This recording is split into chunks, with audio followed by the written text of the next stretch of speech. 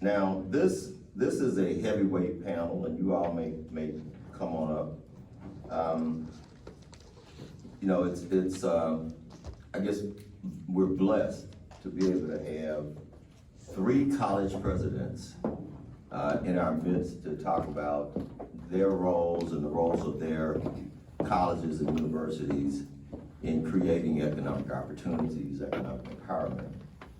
And so the president of Alabama State University, Dr. Quentin Ross. You got some Alabama State people in the house. President of Drake State Community College, Dr. Patricia Sims.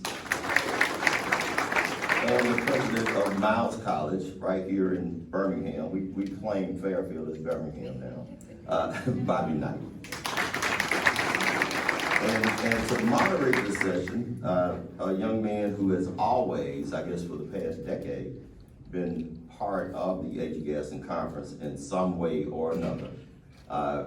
He always does a great job. Our own Dr. Anthony Seafood. Thank you, Bob. Good morning, everybody. Good morning. Just point of privilege, because I'm feeling a little overwhelmed right now. So, as some folks know, I'm a proud Alabama fan, Alabama alum, also a proud UAB alum. But I actually got my start at HBCU at Tennessee State University.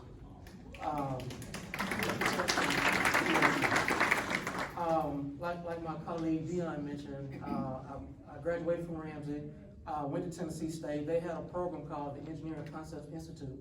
It was a summer program for entering freshmen, so I went through that program. I see one of my TSU fellow alums that's also an engineering major.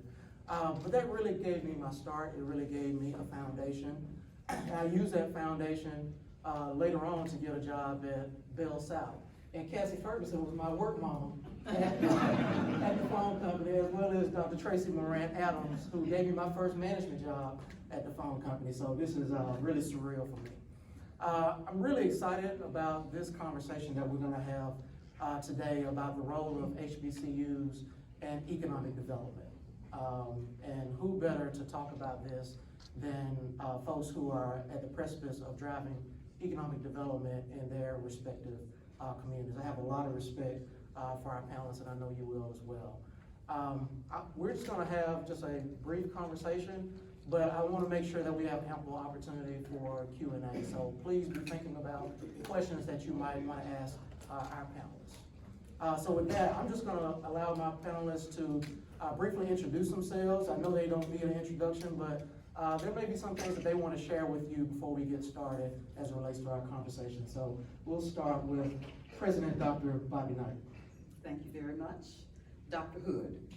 So is it morning or afternoon, y'all? Still morning. It's still morning. Good morning. It's a pleasure to be here. Anytime Bob Dickerson asks you to do something, he really doesn't ask. He just says, I need you to do so-and-so, and you just do it. You show up. So it's a pleasure to be here with you today. I bring you greetings from the historic Miles College on the Hill in Fairfield, Alabama.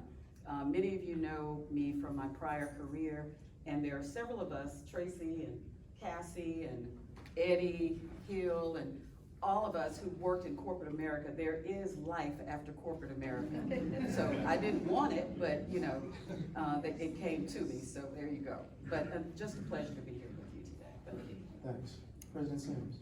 Good morning, I'm Pat Sims, and I bring you greetings from Drake State Community and Technical College from the Rocket City, Huntsville, Alabama. And so it's a pleasure to be here.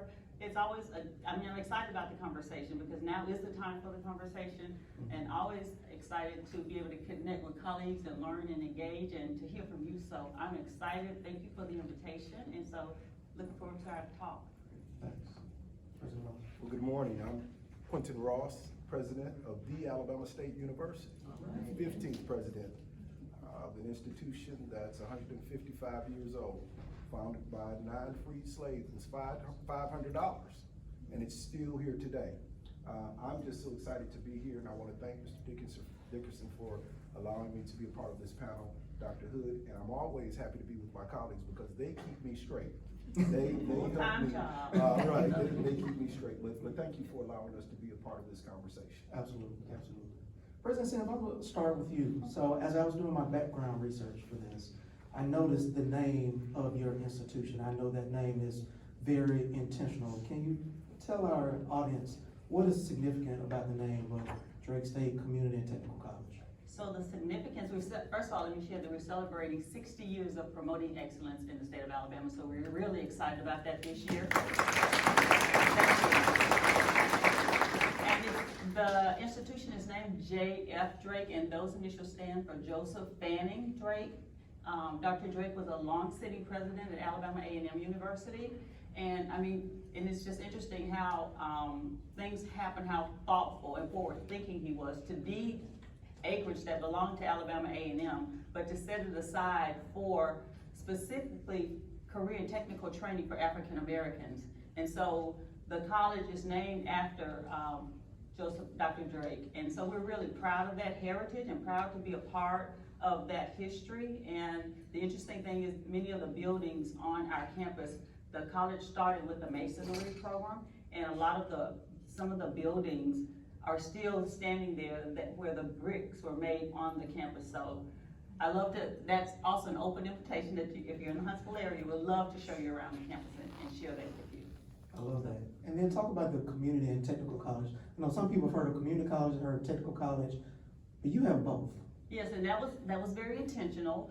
The institution was founded as a technical college that mainly focused on the trades, technical trades, that being then brick mason, carpentry, nursing, cosmetology. Today, that's advanced manufacturing, both in aerospace and automotive, cybersecurity, healthcare programs. We have a whole range of nursing programs, from CNA to RN mobility, RN programs. And so we focus very heavily on those programs that support workforce development, but the community piece is connected to our academic transfer so that we can be feeders, all of those programs, feeders to our sister institutions. So what people don't know is that our community colleges are a strong pipeline supporting our HBCUs. So as we think about how to position ourselves, lean into each other and collaborate, strengthening the pipeline to community colleges also strengthens our HBCUs collectively.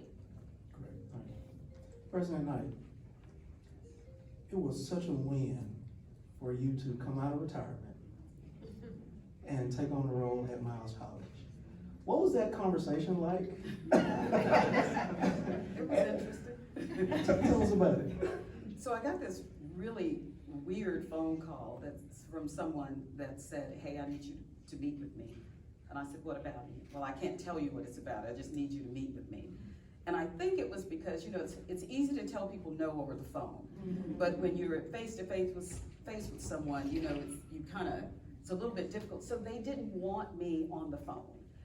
So I made him tell me what it was. I said, no, I'm not coming out of my house to meet with you, and I don't know what I'm meeting about. So he said, well, we want to talk to you about Miles College. Well, I was a board of trustee at Miles at the time, so I thought it was about the comprehensive campaign that they were getting ready to launch. Well, actually it was, in a way.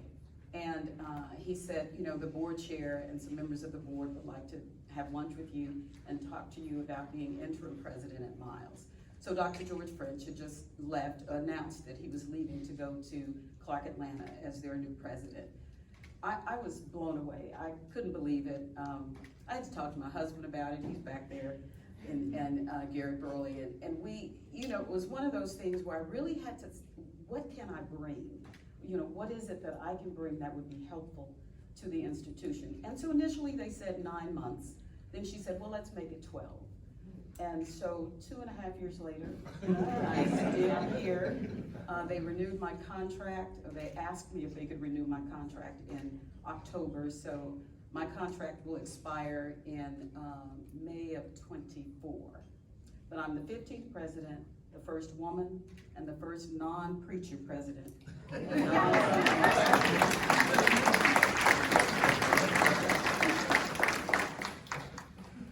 President Ross, you have a great time in Montgomery, right? Great time to be on.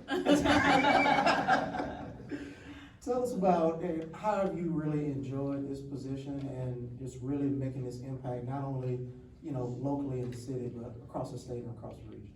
Well, I've truly been blessed. This is my 4th year at Alabama State University, but it's interesting. and a lot of people don't really know the story.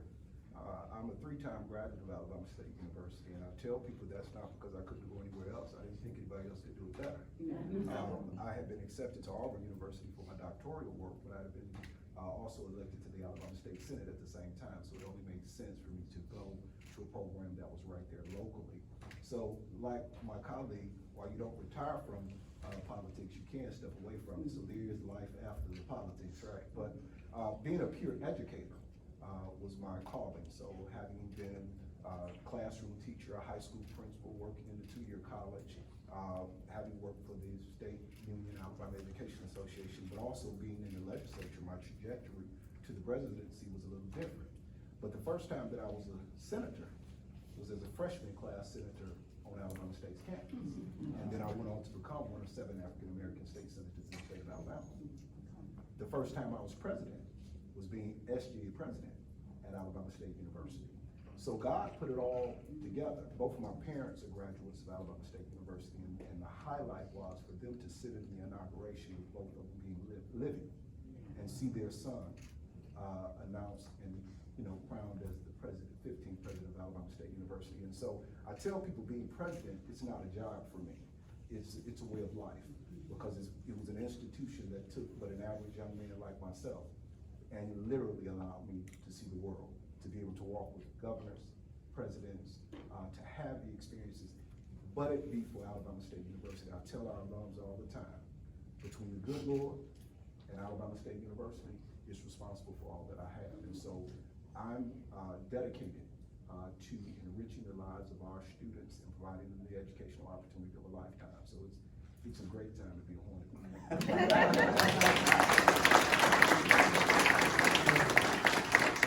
President Sims, you up in Rocket City. That's right.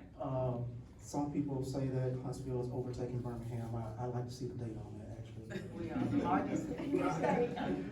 But despite that, talk about some of the partnerships that your institution has, just being in that place of defense, aerospace, NASA, things like that. Kind of talk about, how you all show up in the community and the partnerships that you're able to forge.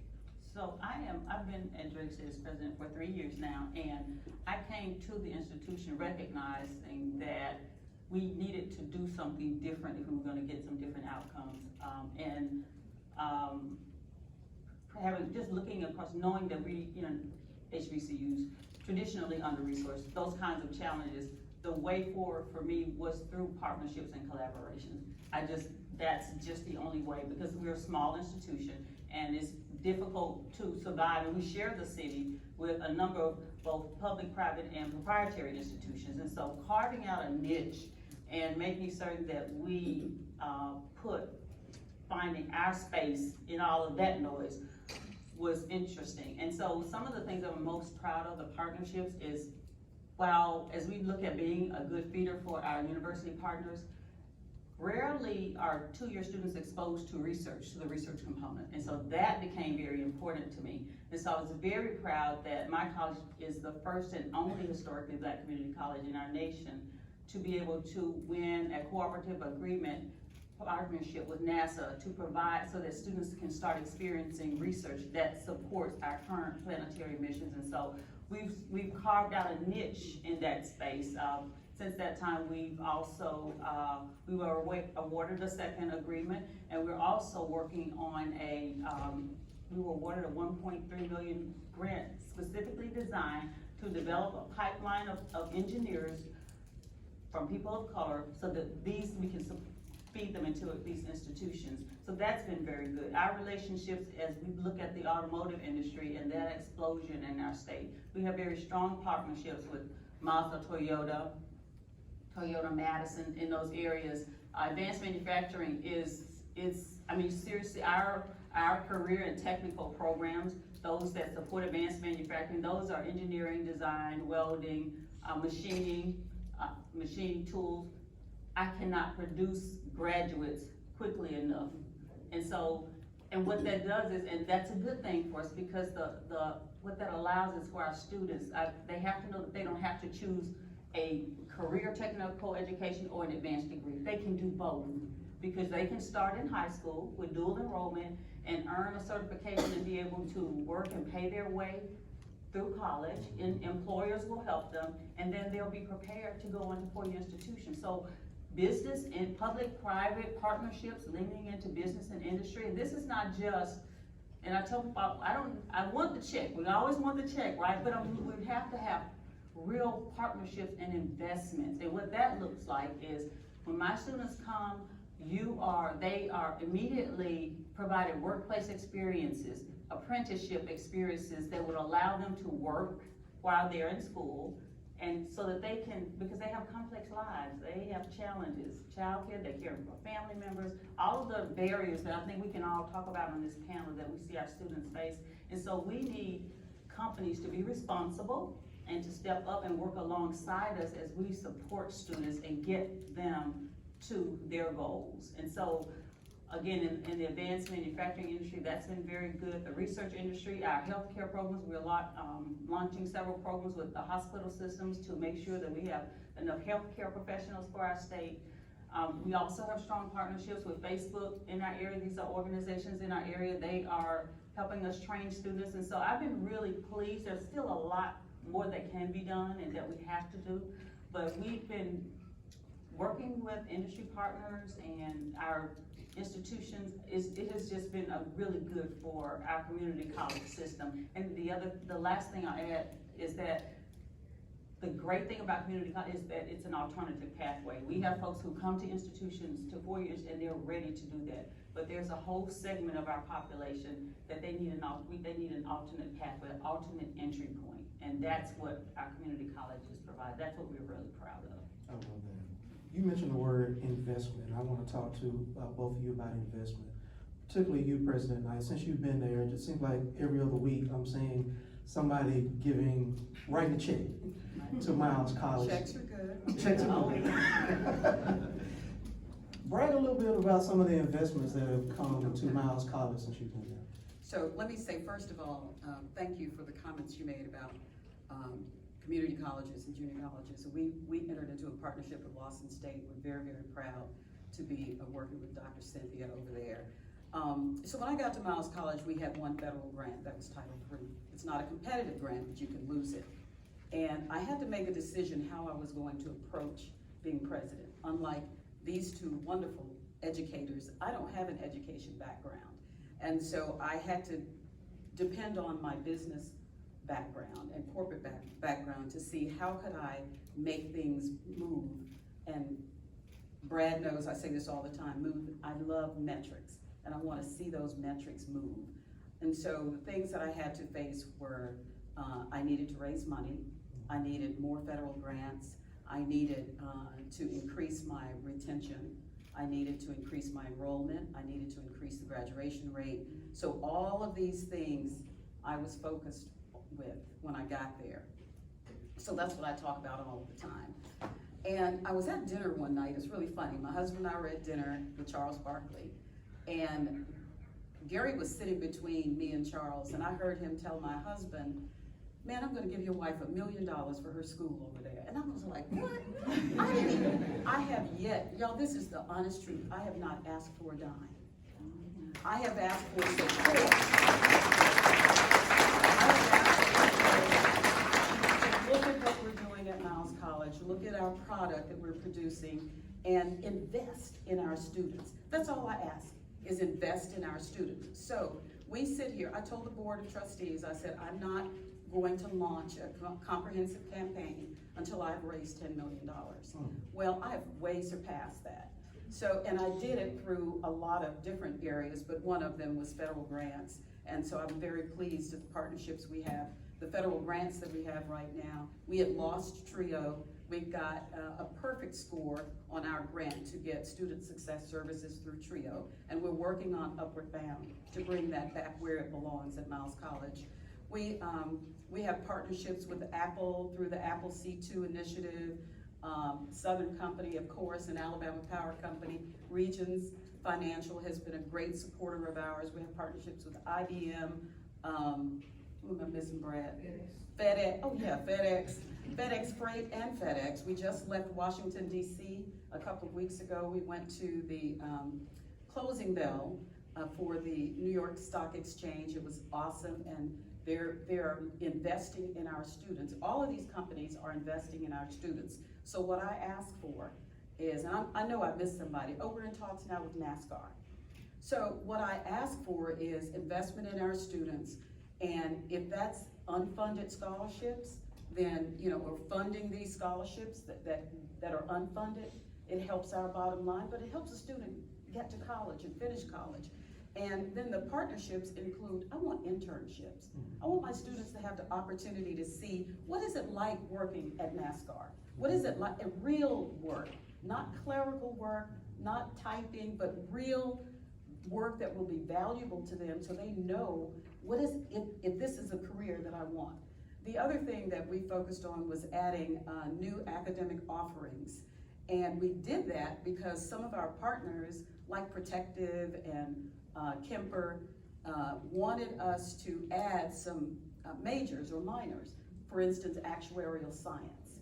So most people, when you think of insurance companies, you think about sales. Well, actuarial science is actually where the money is. And so we added it. We did exactly what they asked us to do. They helped us to put together the everything we needed, and it passed. We were able to get it past our academic council and everybody that needed to sign off on it. But it's been wonderful because we've been helping young people. Gary and I are both all in on this. You know, I asked him when I first got there, I said, honey, would you support our athletic foundation? He wrote a $25,000 check. I can't ask for any more than that. He had a golf tournament. Now I do ask him for money, how about that? He had a golf tournament and he raised $20,000 for the athletic program, again, for scholarships for our students. So if you want to invest in Miles College, you don't have to give me a check for the general fund. Invest in our students. That's what I ask people to do. And that's what I ask our partners to do. I love that.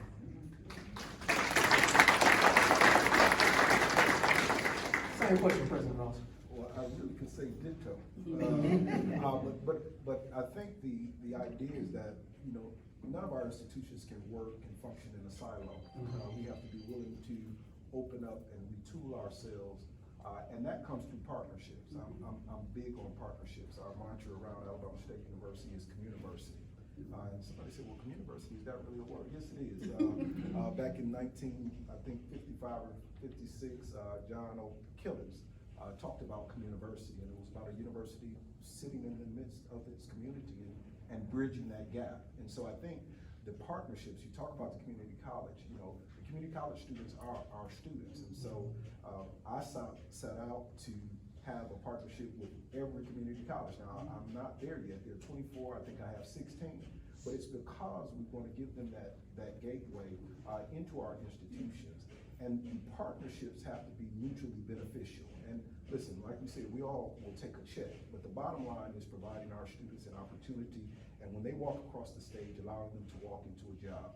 I tell my students that it's the drill down theory, because so many times we get surface from companies, but I want them to know and understand what the various businesses that you all have are about, and the way that you do that is giving them real life experiences. Nothing, you know, cursory, just come by and check the box that you've been here. And so that's what I look for in companies, you know, and I ask for the big dollar when you talk in terms of fundraising, all of the things that my colleague mentioned that she was responsible for the same thing, raising money, raising the retention rate, and so when you start tackling those things, I mean, the first thing that you do, particularly when you want industry to invest in you, you have to show that you invest in yourself. So when I wrote my first $50,000 check for the university, I wanted people, my campus, number one, to understand that we have to give first.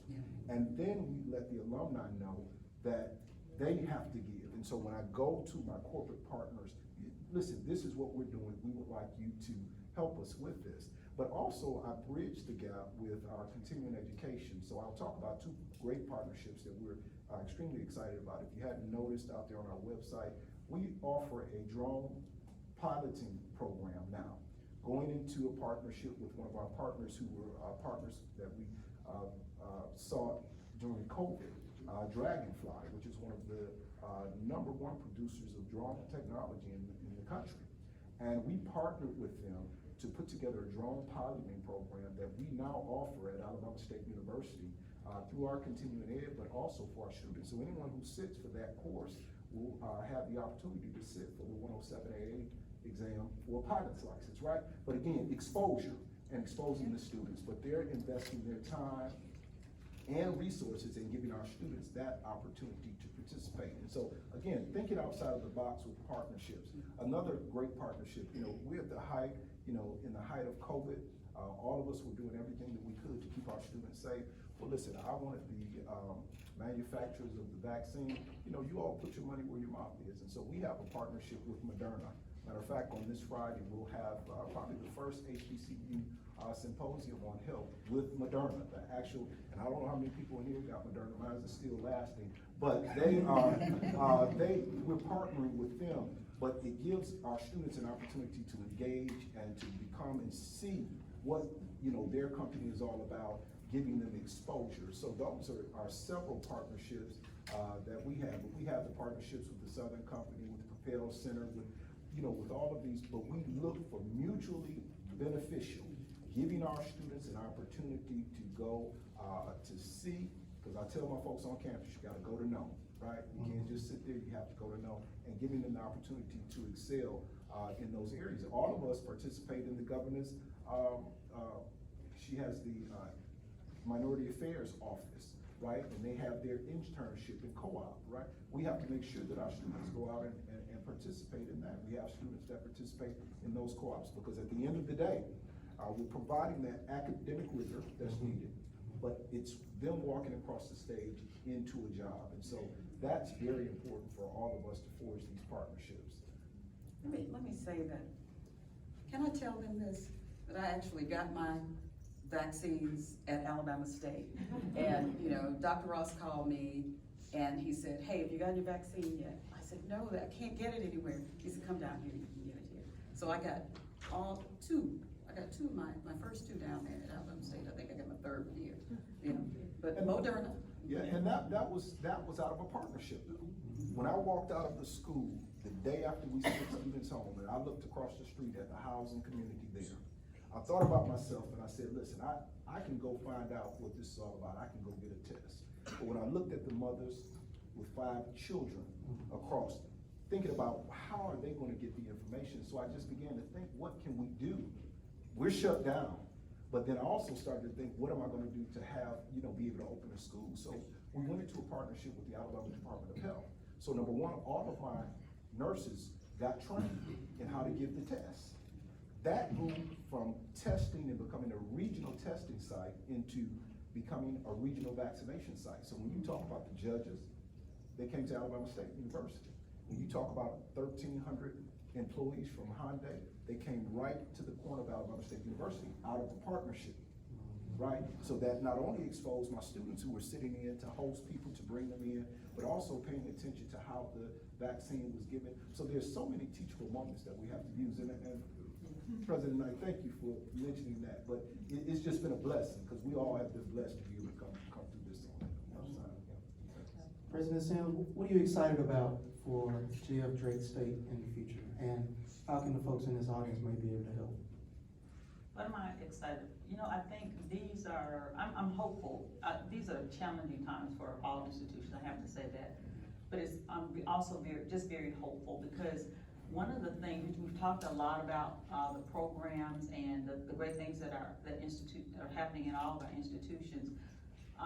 What I'm most passionate about and hopeful is that we can continue to find ways, because as we prepare programs on the other side, for me, for the students that I serve, which are non-traditional students, it's also the other piece. It's all the wraparound, the nurturing, all of the other things that it takes to prepare my students for this new environment, right? Because it looks very different. And so every day when I wake up and I see, I don't know how if you all are tracking what's happening in Huntsville, but the growth is tremendous, right?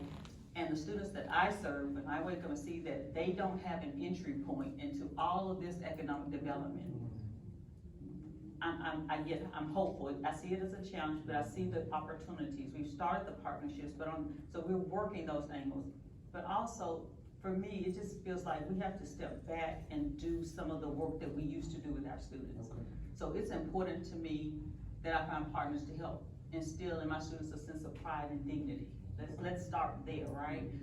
Making sure that they understand their history, that's important, and that they understand, they see people who have different trajectories to where there isn't a one pathway. So because I wasn't able to attend a traditional four-year institution because of my challenges, that doesn't mean I can't get there. That whole growth mindset, though, focusing on those things,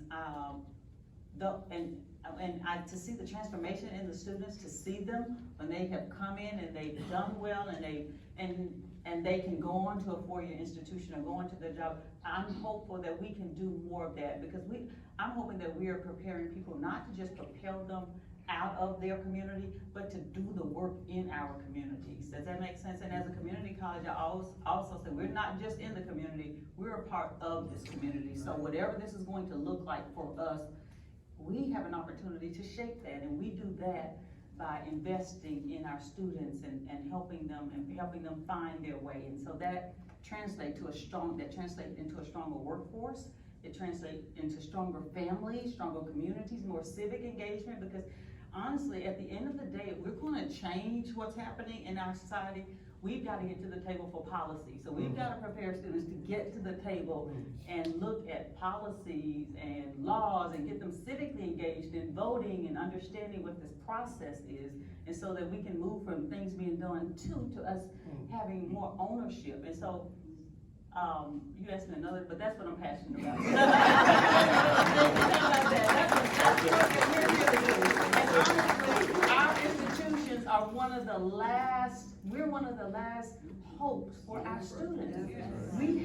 That's our job. When they come to us, because if you think about, we're in education, you think about what's happening in our country, there's one common experience. Everyone in this country has gone to school and education, right? So some school may not, and so if we can't change this, then we're failing. So just from a high level, I'm hopeful about the future for students because I think now with the heightened awareness of the importance of our institutions, that it's a great opportunity for us to strengthen partnerships that we've been talking about and really prepare our students to take charge and redirect and transform their lives and the lives of our communities. Love that. We were talking before that if you're not at the table, you're on the table. Absolutely. That's what you're talking We gotta about. get to the table. We've gotta prepare our students to be there. And so I'm excited about your work. And our conversation was, now I'm preparing my students to go into these companies. I need you to make sure the companies are prepared to receive my students. That mentoring, bridging that gap, and so they work. That's what partnership is about, right? President Knight, I think one of your best early decisions was to bring Dr. Geraldine Agee with you. Absolutely. And, y'all know Dr. A.G. Y'all not following her on Facebook, you missing half your life. She made me want to come over there and get a graduate degree at Miles College. Right, but seriously, I do follow Dr. Agee, and it just seems like every other day something great is happening over there.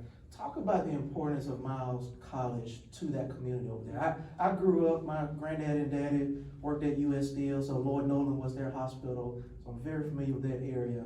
And the impact that y'all are making in that community over there. Talk about that economic impact. Great. Let me say first something about Dr. Agee. So I've known Geraldine a long time, and when I took the position, not being an academician, I knew I had to bring somebody in there to help me. So I asked her, well, first I called Mayor Randall Woodfin and I said, can I have Geraldine? Will you lend her to me? I said, now I'm gonna pay her, but lend her to me, and if she doesn't like it, she can come back to you. And he said, well, yeah, call Ed Fields, because that's who she was reporting to. I called Ed Fields, and then he said, yeah, absolutely. And then I called her, and she was like, oh my God, are you kidding me? So she came over as a special assistant to me, particularly to look at the academic part of the house, and to help me find a provost, which is so bizarre, right? Because now she's provost. We actually interviewed, we went out, we were in 2 or 3 different places, talking to people, trying to see who can we bring in to be the provost at Miles to really put forward my vision for the institution. And one day it dawned on me, why am I doing all of this? That's my provost right there. So I asked her to be provost, and so she's been doing this now. Actually, I became permanent president, and she became provost in March of 2020, and 2 weeks later we went out for COVID.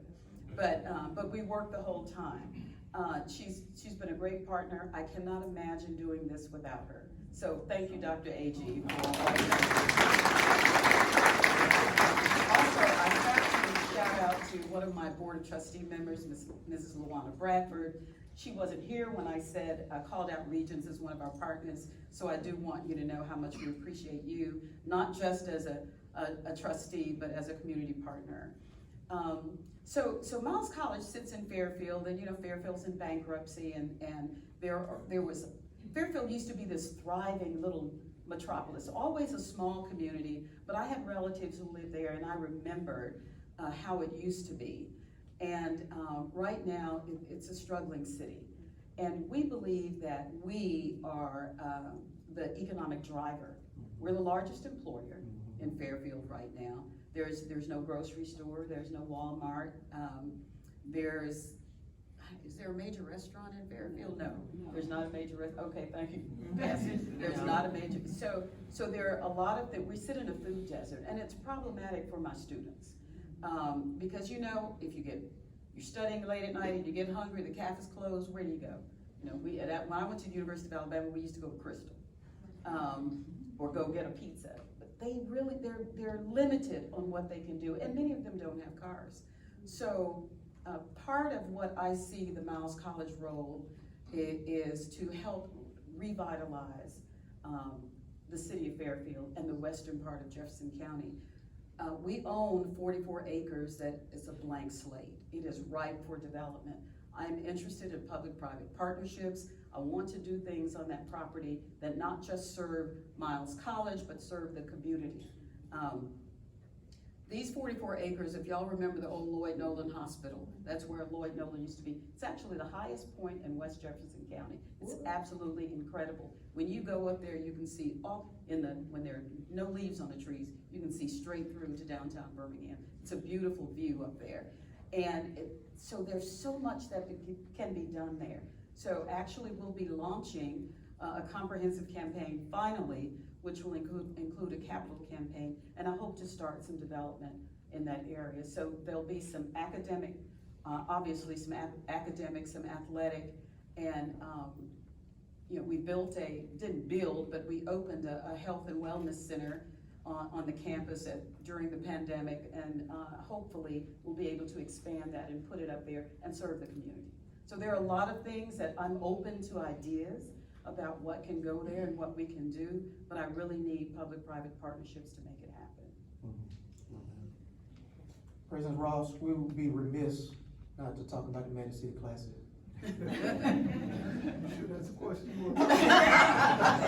Well, specifically the economic impact, not only of that game, but then also baseball that's, you know, coming here in the spring, and just athletics in general. We see what's happening with like Jackson State and, you know, Coach Prime and things like that, but just talk about that economic impact as, you know, a fundraiser for the university, you know, job creation, and just a revenue source for the university.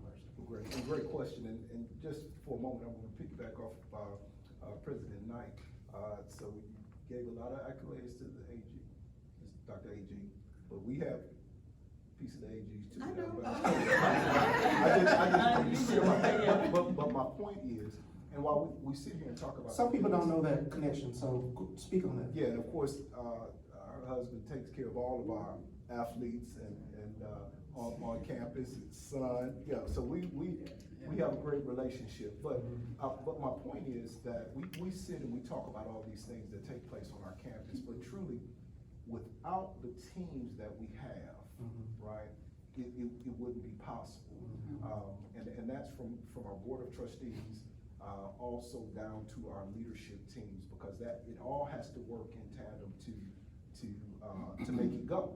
And not having that in place can be so disruptive. So I'm just blessed to have the Board of Trustees that I have at Alabama State University and my leadership team.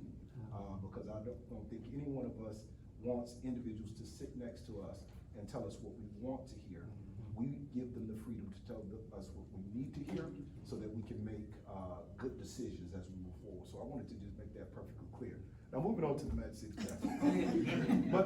And when you talk about leadership, you have to talk about Dr. Charles McClellan, who is our SWAC commissioner here.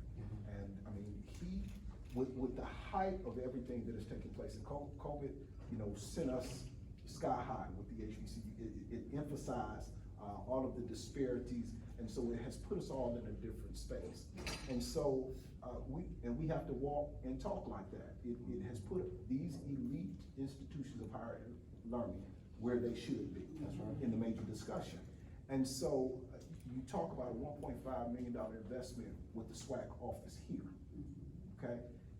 He is doing such a great job in raising the level of the expectation from our corporate sponsors to everyone, that it lifts all of our HBCUs up. You talk about the Magic City Classic, which we know can easily be a $17 to $20 million impact every time, right? Hotel stays, and yes, it's beneficial to the institutions to come and to get together, and so we want to keep that going.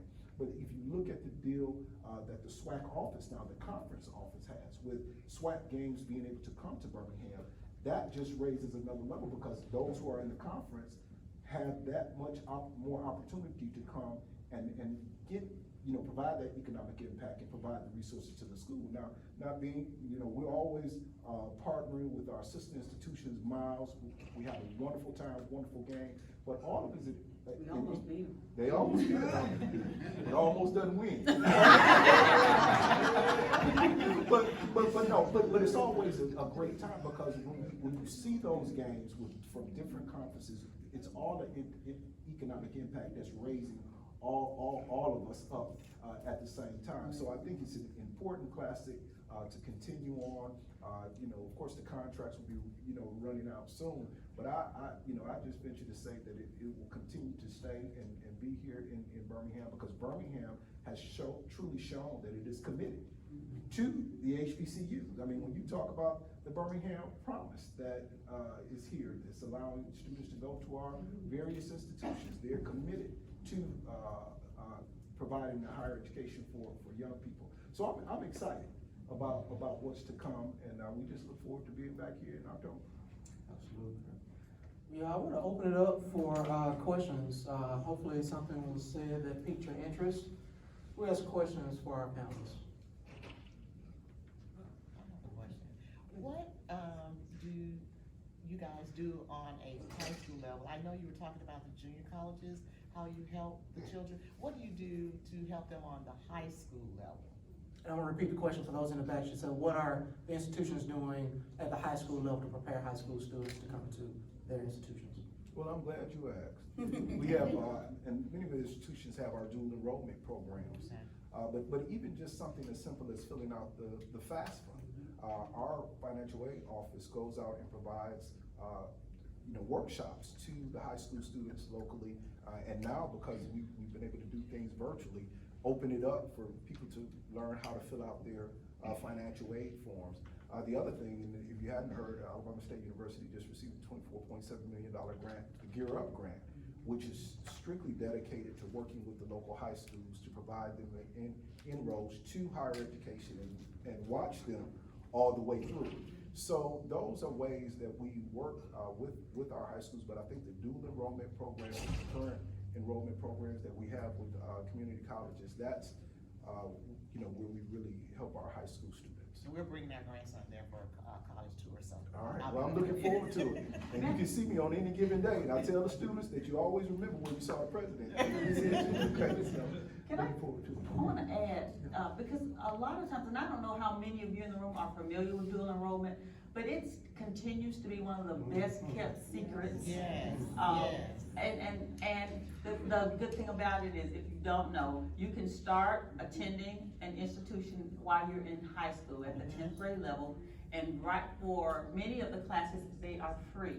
The state is paying for this, and so we have a number of students who are able to graduate high school.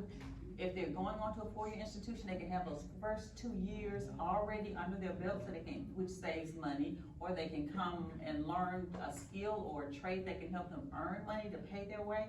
So that is huge. And one of the other things I'd like to add in addition to that is how important it is for us as a community college, and I know you see it as we go out into the colleges, that's one of the things that we see as problematic for our students that kind of delays them as they are trying to reach their goals. They've not had the early exposure, right? Right. So it's so important for us, a lot of work that we can do, that can be transformational, is making sure we provide early touches for them, exposure. So a lot of the things that we do on our campus in the summer are STEM camps. We're offering some drone camps and machine camps, so that we can just expose students to STEM careers, because we are still woefully underrepresented in those areas, but so that they can identify their skills and talents early, so that then we can hone those and sharpen those and send them on so they can be polished off, so they'll be ready for the workforce. And so touching high school students, and even down in middle school, we're focusing down in middle school because we have to reach them early. They're exposed to so much earlier now anyway, so let's make sure that we're exposing them to career opportunities. And it's particularly around entrepreneurism. That's something that we don't talk enough about as far as exposing students. So all of those opportunities and starting those early with high school is a huge focus for us. How do you get the free, you said the free dual enrollment, I hadn't seen the free. So it's an application. If they will take certain courses, they can take a gen ed course to support programs. It's free. Okay. The state pays for it. So you might want to speak to your local institution or your high school counselor. If they're taking AP credits, now it's Yes, they are. different, but this is dual enrollment. Okay. This is, so you don't have to have the higher GPA. This is available for students with 2.7, 2.5, 2.75, which are many of our students who need that guidance and that additional exposure. Okay. I already told my 6th and 8th graders, you gonna do doing. Okay. Yeah. One thing about that Europe grant, Dr. Ross talked about, UAB had that grant before. Is this the first time an HBCU has gotten the Europe Yes. grant? Oh, Y'all, that's big. That's big.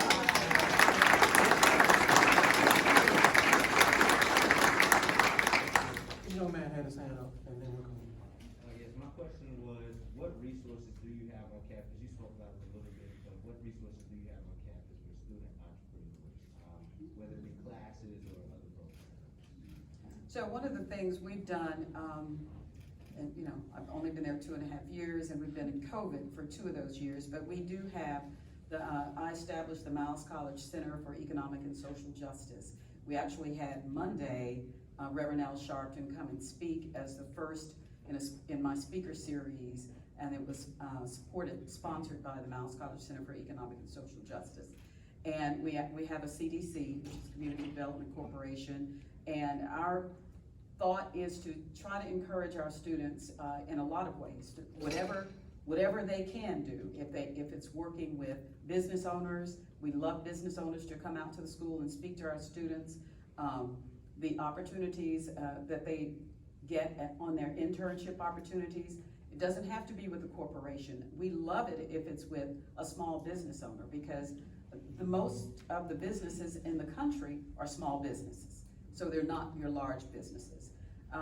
But we're starting our economic and social justice platform and hoping to really build that out so that more students are engaged, the community is engaged, et cetera.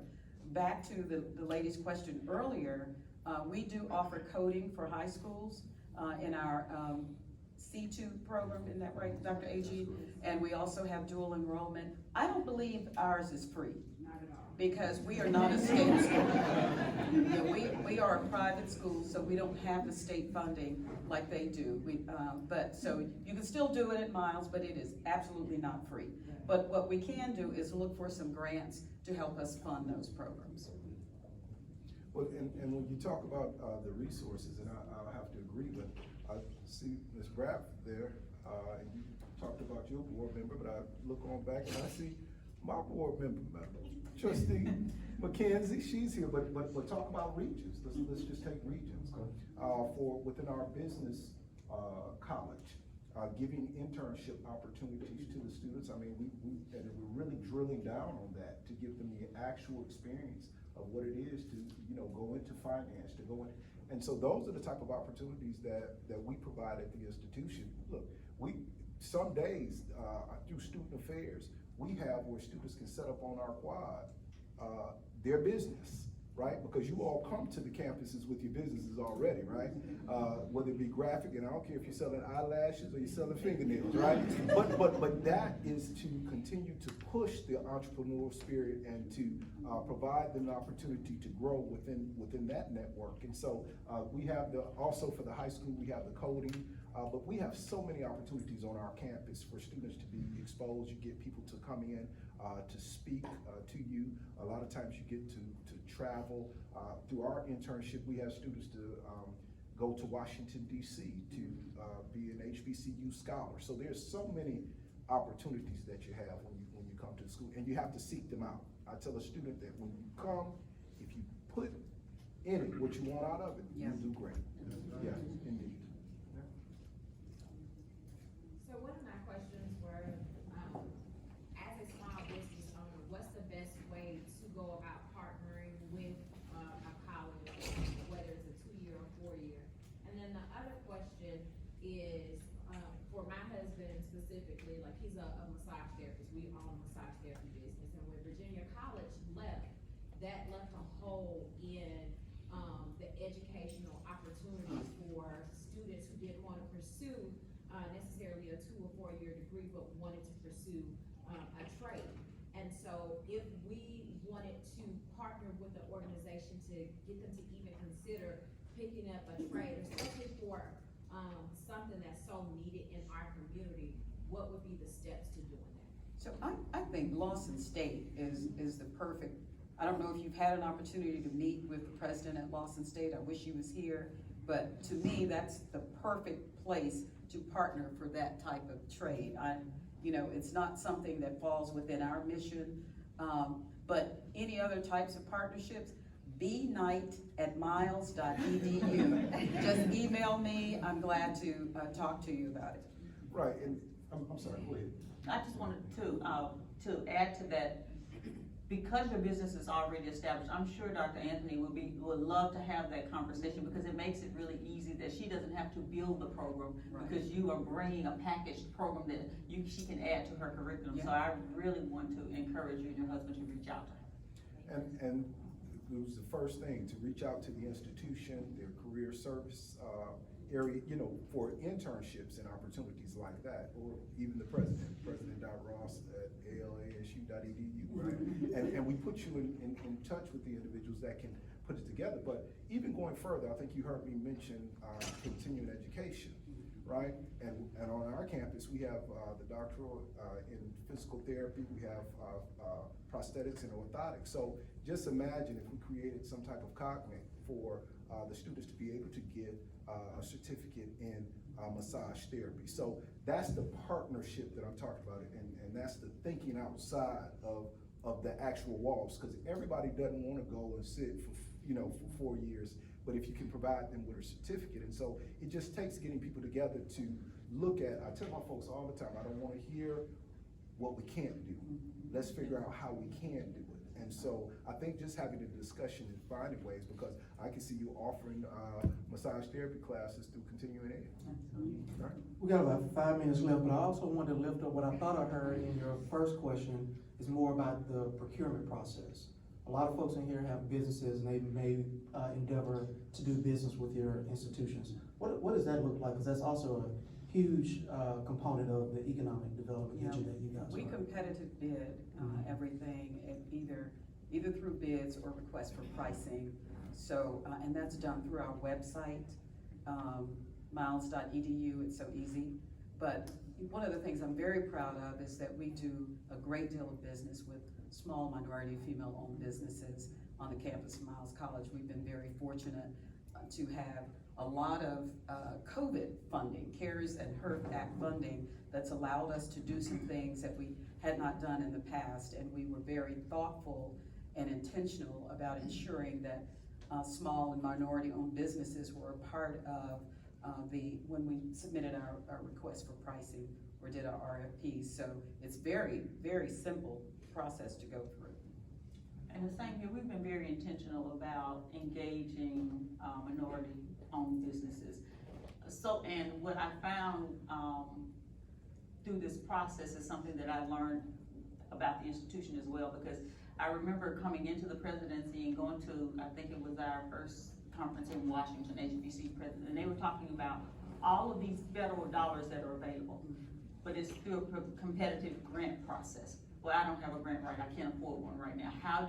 So it's not enough to provide the resources, you've gotta provide the access, right? You gotta help me get there. How can you help me hire or contract out a grant writer?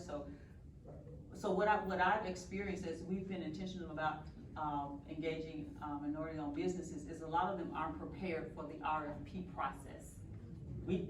I say it's simple for me because I understand it, but it's not always simple for them. And so one of the things that we've been doing is reaching out and helping them submit a bid, because we just have to commit to doing that. And those are that's what I would hope for my institution. And so that's what I've been able to extend, and it has worked out really well. And so I'm really proud of the work that we've been able to do with these additional dollars and engage more businesses, because if not for us, if we don't use our businesses, and particularly if I have students, most of my students that come, they come with the goal of owning a business, right? And so it just gives me so much pride to be able to engage them and to help their businesses. And so I'm excited about that. That's been very rewarding. And to piggyback on that, and of course, because we're state institutions, to make sure that you're on the state list, to make sure that you have all your paperwork in with the state. And I'm going back to the young man who asked about the opportunity. We're just fortunate enough to have small business development office on our campus. Matter of fact, it has been recognized as one of the best in the country. And so for those businesses, small businesses that are interested in making sure that they have all their ducks in a row, we have that resource on our campus. And so it makes it easier when they're have gone through and have everything in order. They're part of that state list, because we of course have to competitively bid all, we have to follow the laws, of the state. And then of course you have some leeway dealing with professional service contracts, but the most important thing is to have everything in order. That's the most important thing. Absolutely. Has this been good, y'all? Yeah. Yeah.